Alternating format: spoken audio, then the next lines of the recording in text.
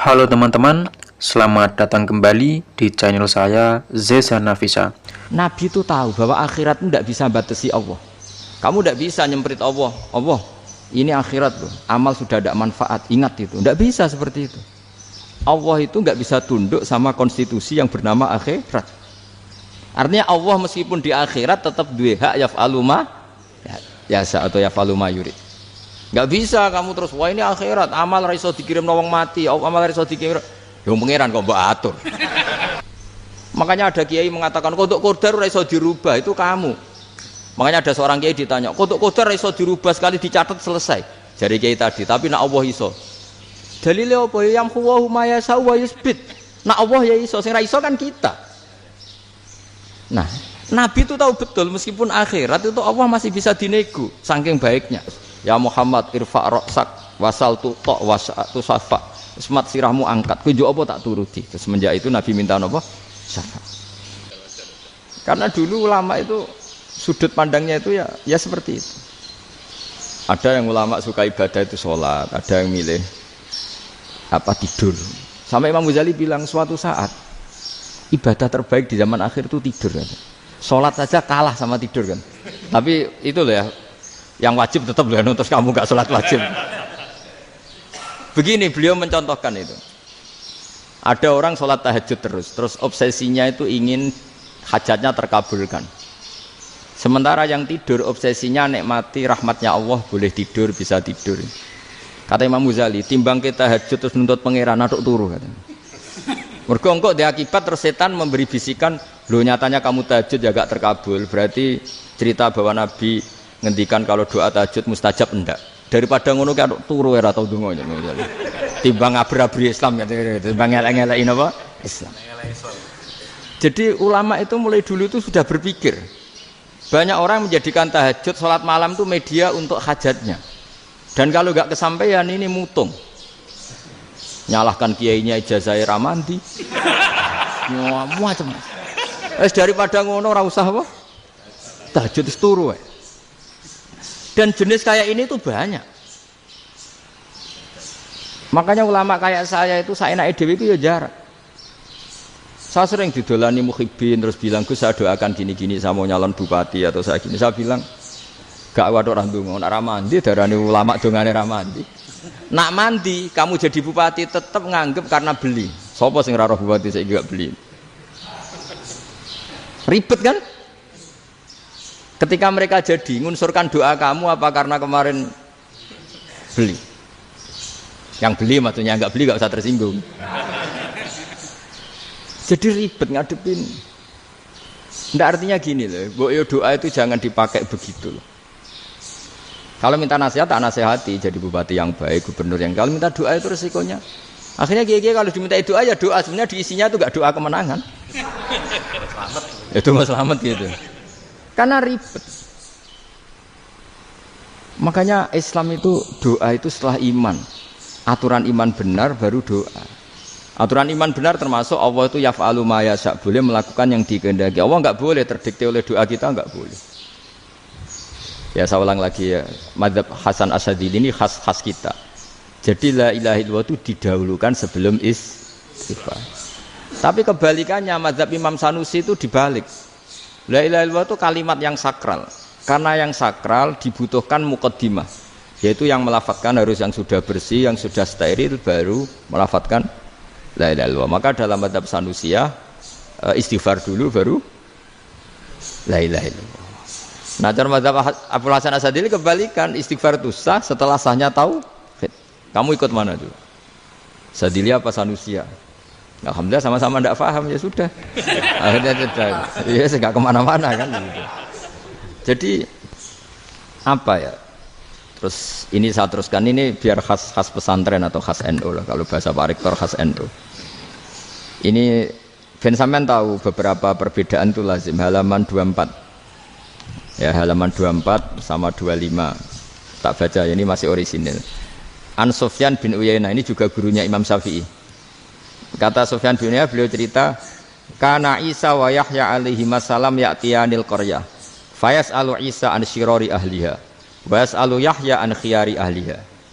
Jadi Nabi Isa dan Nabi Yahya itu satu generasi, sama-sama masih muda. Kalau di satu kampung yang Nabi Yahya tanya, ini keluarga terbaik siapa? Saya mau nginap di situ karena kumpul orang baik itu nyaman. Kalau Nabi Isa kebalikan, keluarga terburuk mana ya, saya tak di situ. Nah terus akhirnya faqala lahu Yahya lima tanzilu ala syirarin nas. Kenapa kalau kamu bermalam kok malah kumpul orang-orang yang nakal?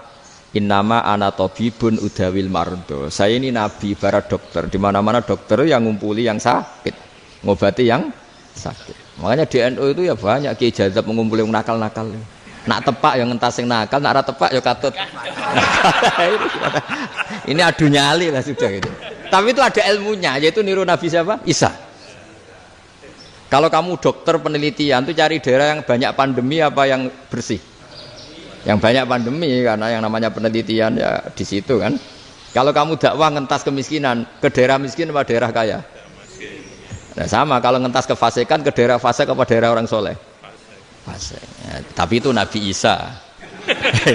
Nah kalau kamu tidak Nabi kan potensinya kan ngadut itu. Tapi setidaknya bahwa kita sering disalahkan karena punya beberapa tokoh yang ngancani fasik-fasik, itu sebenarnya ada dalilnya, yaitu Nabi siapa? Isa. Nah terus masalah tegas dan lunak. Ketika ada mahasiswa misalnya pacaran, boncengan lanang dan perempuan, itu pilihan kita apa?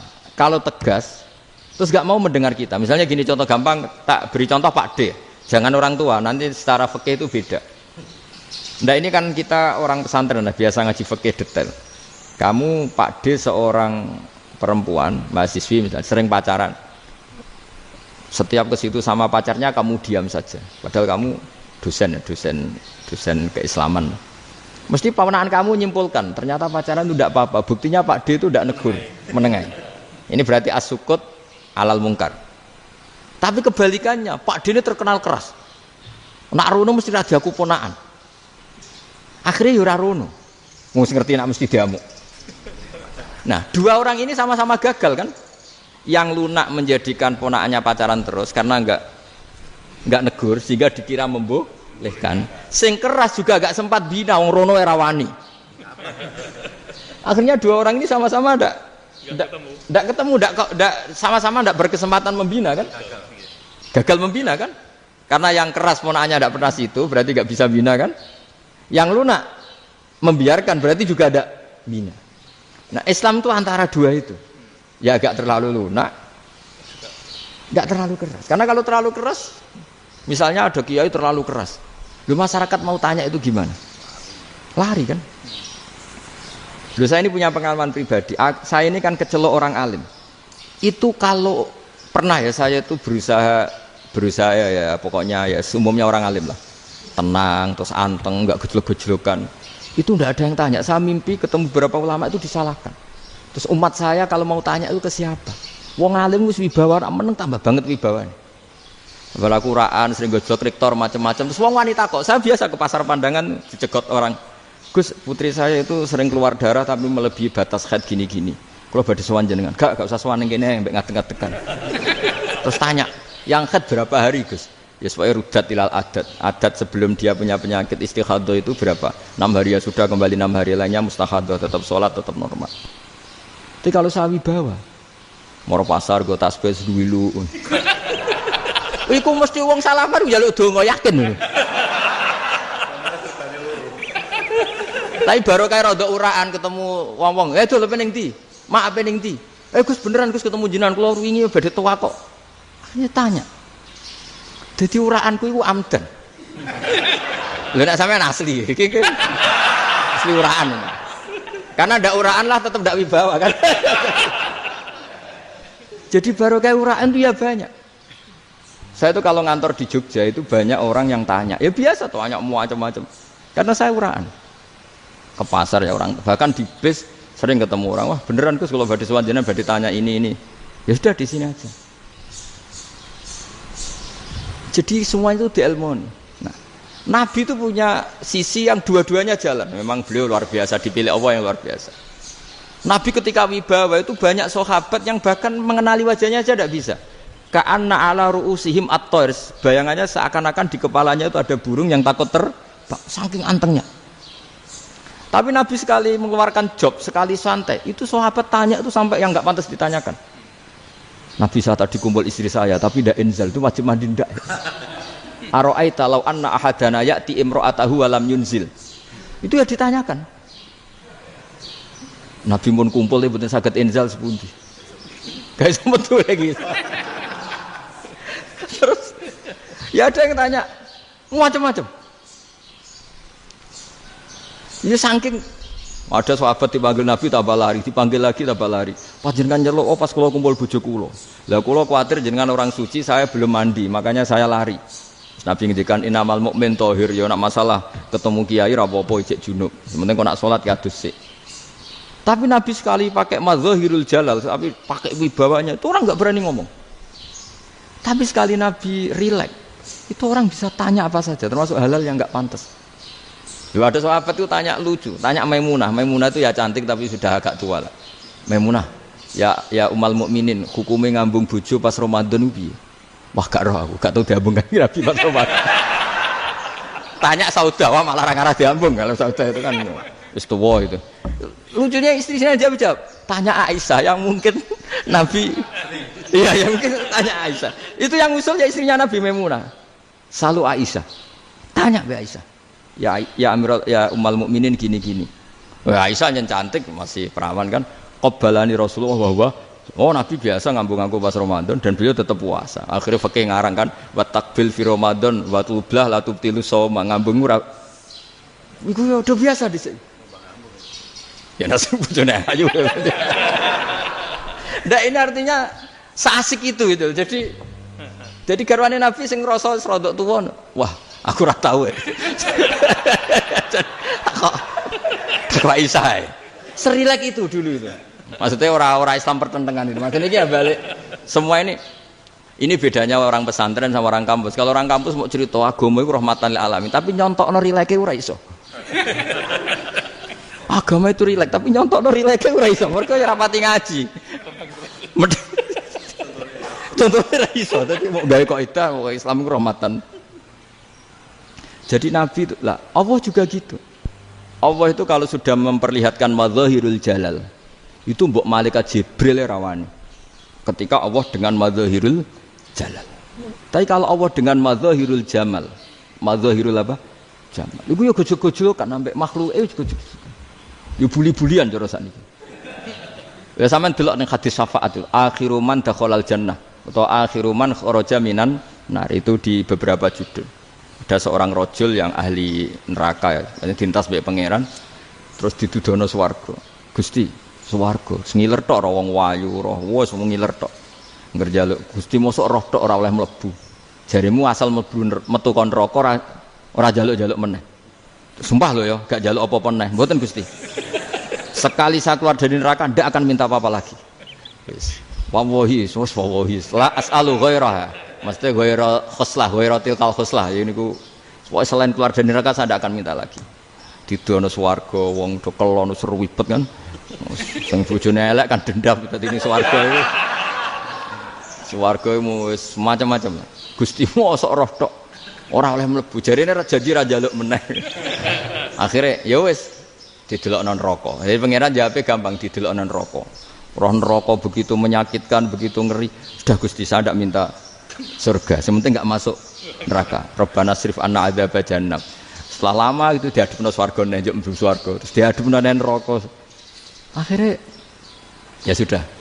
Saiki mlebu swarga gak apa-apa. Iku jawabe lucu. Atas tazi jenengan ngenyek kula. Wong karuan ra di swarga kok mlebu swarga. Terus akhirnya mlebu swarga, kan mlebu swarga tamanna, sangen-angen sing mbok jaluk apa? Orang angen-angen yang indah-indah, laka wa asratu amsal, ya siku tak turuti wa asratu amsalih lan lipatan kesuwen. Jawabe wong lanang ya lucu. Atas tazi ubi wa anta rabbul alamin. Jenengan pangeran kok ngenyekan. Maksudnya wis karuan aku ora pantes. Terus jare pangeran, la astazi ubika walakinni alama asya'u qadir. Aku gak ngenyek kowe, pancen aku pangeran. Nuruti kowe iku iso. Jadi Allah sendiri ketika dengan madzahirul jamal itu malaikat ya ono sing wani bantah. Masyhur itu kan malaikat sing bantah pangeran atas alufia mayufsidu fiha wasfikut.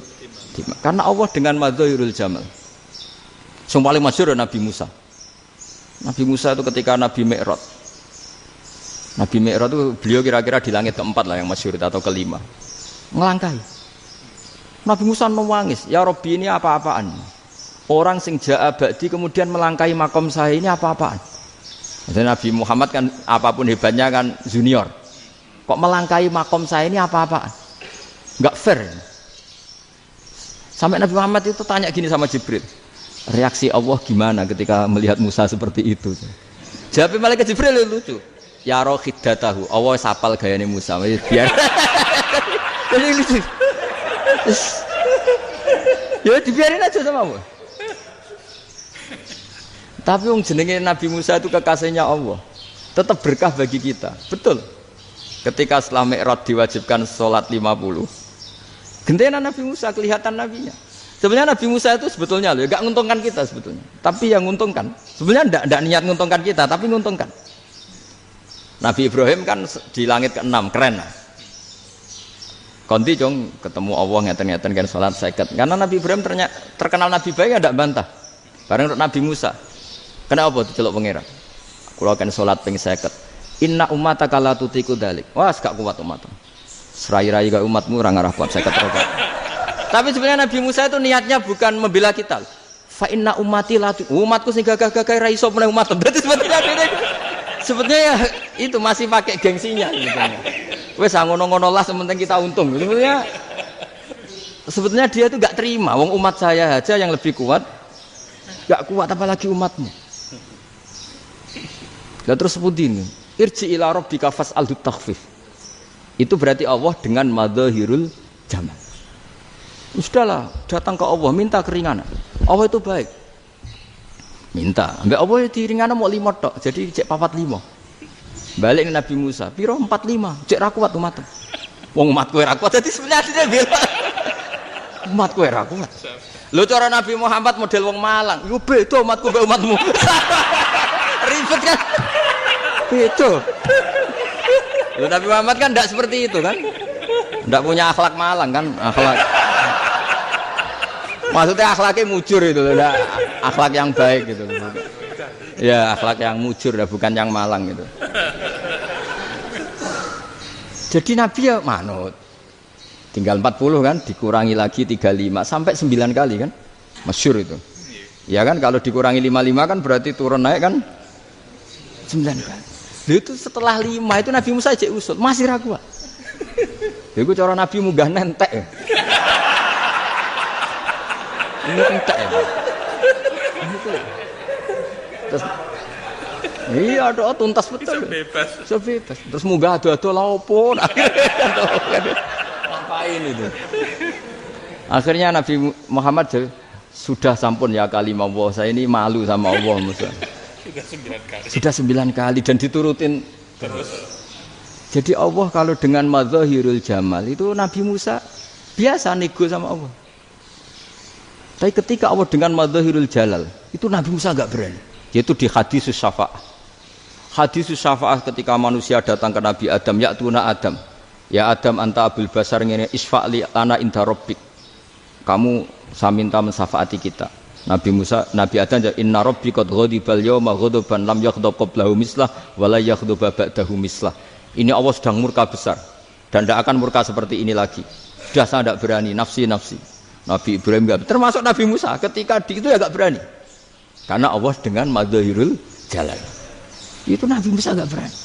Sudah saya sendiri itu pernah salah. Yaitu saya membunuh seseorang yang enggak disuruh oleh Allah membunuh itu. Yang pas jotosi orang Kipti. Akhirnya datang ke Nabi Muhammad. Pas ke Nabi Muhammad, Allah dengan madzahirul jamal. Apa dengan madzahirul jamal sampai Kanjeng Nabi ngendikan analah saya akan memintakan syafaat kalian. Terus fa ahmadu rabbi bima hamida allamaniha rabbi. Saya muji Allah dengan pujian-pujian yang orang lain tidak tahu, hanya saya yang diajari, kata Rasulullah. Ya di sini menurut banyak ulama termasuk kitab yang saya baca, kenapa Muhammad sebagian namanya Ahmadu. Itu dari af'al tafdil fa Muhammadun Ahmadu min ghairihi. Muhammad Rasulullah itu kalau muji Allah di atas cara mujinya nabi yang lain. Jadi Ahmadu bukan dari fi'il mudhari' lil mutakallim tapi dari af'al apa? Tafdil. Fa Muhammadun Ahmadu min ghairihi.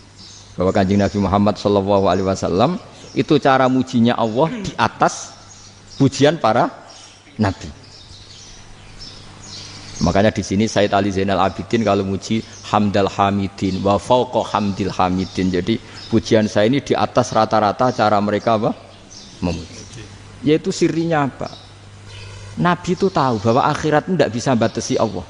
Kamu tidak bisa nyemprit Allah. Allah, ini akhirat loh. Amal sudah ada manfaat. Ingat itu. Tidak bisa seperti itu. Allah itu nggak bisa tunduk sama konstitusi yang bernama akhirat. Artinya Allah meskipun di akhirat tetap duwe hak yaf'alu ma yasa atau yaf'alu ma yurid. Nggak bisa kamu terus wah ini akhirat amal ra iso dikirim wong mati, amal ra iso dikirim. Yo pangeran kok mbok atur. Kalau kita yang mengirimkan tidak bisa, tapi kalau Allah tetap bisa. Makanya ada kiai mengatakan kodok qadar ora iso dirubah, itu kamu. Makanya ada seorang kiai ditanya, kodok qadar ora iso dirubah sekali dicatat selesai. Jari kiai tadi, tapi nak Allah iso. Dalile apa yang huwa ma yasha wa yusbit. Nak Allah ya iso, sing ra iso kan kita. Nah, Nabi itu tahu betul meskipun akhirat itu Allah masih bisa dinego saking baiknya. Akhirnya Nabi sujud, masyhur itu terus, ya Muhammad irfa' ra'sak wasal tuqa wasatu safa. Semat sirahmu angkat, kowe njuk apa tak turuti. Terus semenjak itu Nabi minta apa? Syafaat. Jadi makanya terus banyak GNU sing macam-macam lah. Sing ana sing potongane wedi terus hati-hati. Niku berarti makome Madzhirul Jalal. Ana sing amen guyon nek makome Madzhirul Jamal. Ana sing ra jelas ngene iki, sing ra jelas. Nak guyu buanter kok nak nangis yo buanter. Jebule urusan utang. Lah ini sudah yang udah. Jadi makanya yang rileks saja. Sebenarnya agama ini santai, rileks karena agama ini harus bifarohin wasururin. Enggak boleh agama ini dibawa dengan kekerasan, dengan antisosial. Karena agama ini harus kul bi fadlillah bi rahmati fa bidzalika falyafrahu, harus senang, harus rileks. Makanya saya jadi kiai itu senang takutnya gini. Sekali saya tidak senang jadi presiden buruk. Ternyata jadi wong alim ra enak, itu contohnya. Sampean merengut terus uripe susah, nanti orang tidak berani jadi orang alim. Makanya saya buktikan bahwa saya lebih bahagia dibanding rektor. Nanti orang ingin jadi rektor semua nggak ingin jadi orang alim. Iya, makanya ini kan bentuk kearifan lah. Jenengan ngakui fungsi kiai kayak saya itu bentuk kearifan. Saya juga ngakui jenengan ini butuh kearifan. Saya sering didolani KUA itu. Itu rata-rata ya didikan kiai. Kompilasi hukum Islam itu banyak ya, janda cantik. Contohnya harus cantik, kalau jelek nggak mungkin terjadi kan. Ada janda cantik kebetulan suka kawin tapi takut zina. Saya ulang lagi, suka kawin tapi takut. Itu seringnya gitu Pak Rektor. Jadi dia kawin bosen, bilang ke KUA, Pak saya sekarang mau nikah sama ini. Loh, tapi kamu mau punya suami. Ya tapi kan nggak tercatat Pak. Itu KUA-nya rata-rata itu nggak berani. Meskipun nggak tercatat karena secara fikih meskipun nggak tercatat tetap dia seorang perempuan yang bersuami, maka nggak boleh nikah sama orang lain. Tapi secara hukum santri nggak bisa dong menikahkan perempuan sing dzati zaujin yang punya suami. Jadi ini barokahnya kerjasama yang baik. Jadi di masyarakat itu tertanam didikan kiai nggak boleh nikahkan perempuan yang bersuami. Tapi di KUA ngikuti hukum formal. Dan di Indonesia itu KUA itu rata-rata konsultasinya ya sama kiai, sehingga ya nggak berani akhirnya meskipun aku wedi mlebu neraka mbak gak iso. Dan itu banyak. Seorang lagi ya, makanya ini kan pesantren itu nggak boleh mati. Orang kiai-kiai kayak saya nggak jelas-jelas itu harus lebih jelas lagi. Karena ini yang on time, yang online, yang siapa saja bisa tanya. Saya itu SMS saya itu nggak punya HP WA. HP jadul itu SMS-nya tiap hari tak berapa, orang yang tanya dari Kalimantan, dari Aceh. Gus di kampung saya ada masjid 2 itu yang Samana, ada yang dari orang perkotaan Gus di perumahan baru ada masjid, yang Jumatan baru orang 12 sah enggak? Ya langsung saya jawab sah, dalilnya ini. Ya sudah, nah, tapi kata Imam Syafi'i gini harus orang 40 itu madzhab Syafi'i, dalam madzhab yang lain gini-gini. Itu kalau tanya rektor itu kan ribet, masuk ajudan dulu, asisten dulu, panjang.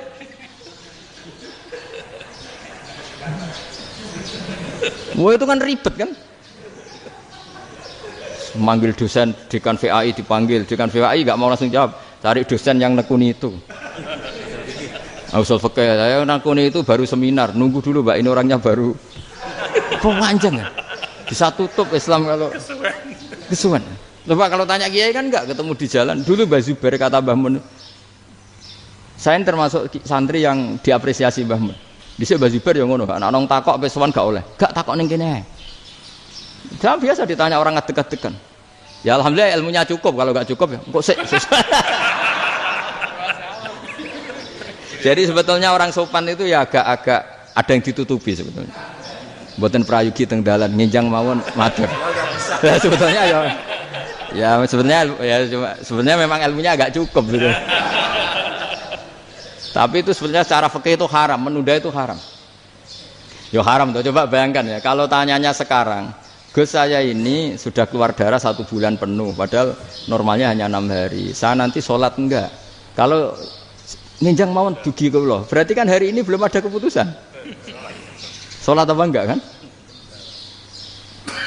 Tapi karena modus tadi, boten prayogi nggih ngendikan ngoten teng dalan nginjang tengen kula. Itu kemungkinannya 2, sopan atau goblok, itu saja. Kayaknya kalau sopan enggak lah. Kayaknya enggak lah kata. Karena secara fikih itu jelas haram. Bagaimana mungkin sesuatu yang harus dipraktekkan nanti duhur dijawab besok, berarti duhur, asar sampai subuh belum ada